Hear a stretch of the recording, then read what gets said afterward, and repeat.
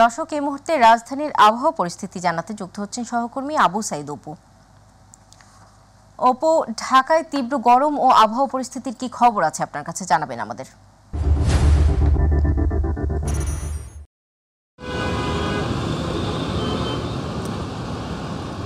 সৌদা, আসলে আপনি জানেন যে আজকে কিন্তু আবহাওয়া দপ্তরের পক্ষ থেকে যে মানে হিট ওয়েভ যে প্রজ্ঞাপন সেটি আসলে জারি করেছেন, এবং এই জারি করার পর থেকে কিন্তু আসলে যে তীব্র তাপদাহের বিষয়টা আসলে কদিন নাগাদ চলতে পারে সেই বিষয়টি কিন্তু আমরা জানতে চেয়েছিলাম আবহাওয়া দপ্তরের কাছে। তারা আমাদেরকে জানিয়েছেন যে আরও টানা 3 দিন অব্যাহত থাকবে, এরপরে আসলে ক্রমান্বয়ে এটা আসলে কমতে থাকবে। আর একটি বিষয় আপনাকে জানিয়ে রাখি, এই প্রচণ্ড তাপদাহের কারণে কিন্তু অনেক রাস্তাঘাট কিন্তু ফাঁকা, মানুষ কিন্তু এই তাপের কারণে কিন্তু ঘর থেকে বের হতে চাচ্ছেন না, কারণ যে পরিমাণ তাপদাহ তা 39 বছরের ইতিহাসকেও অনেকটা রেকর্ড ভঙ্গ করেছে, এমনটি কিন্তু আমাদেরকে জানিয়েছেন ওই দপ্তর। এবং বিশেষ করে যেসব গাড়িতে আসলে এসি রয়েছে সেসব গাড়িগুলো কিন্তু আসলে বিভিন্ন সড়কে আমরা দেখতে পাচ্ছি, কিন্তু বিগত দিনের চেয়ে আজকে কর্মব্যস্ত একটি কর্মদিবসের দিন হলেও কিন্তু আসলে রাস্তাঘাটে গাড়ির সংখ্যা অনেকটাই কম। সেটার কারণ হিসাবে আসলে যারা ট্রাফিক পুলিশরা তারা বলছেন যে মাত্রাতিরিক্ত গরমের কারণে এবং প্রচণ্ড তাপদাহের কারণে এবং বাতাসে যে আগুনের হলকা সেটা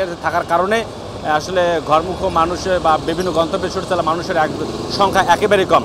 অর্থাৎ সব কিছু মিলে বলতে গেলে সদা এতটুকুই বলতে হয় যে এই হিট ওয়েদারের কারণে যে রেড অ্যালার্ট জারি করেছে সেই রেড অ্যালার্টটা কিন্তু আসলে আবহাওয়া দপ্তরের পক্ষ থেকে সংশ্লিষ্ট দপ্তরে সরাসরি সংশ্লিষ্ট দপ্তরে পাঠানো হয়েছে, এবং এই আসলে প্রকৃতির সাথে নিজেকে খাপ খাইয়ে নিতে গেলে সংশ্লিষ্ট মন্ত্রণালয়গুলো কীভাবে কোন রূপে পদক্ষেপ নেবে সেটি কিন্তু আমাদেরকে জানিয়েছেন আবহাওয়া দপ্তর, এবং তারা বলেছেন যে সেই নির্দেশনাও দেওয়া হয়েছে আবহাওয়া দপ্তরের পক্ষ থেকে। তো আসলে সদা এটি ছিল আমার কাছে আবহাওয়ার সর্বশেষ পরিস্থিতি।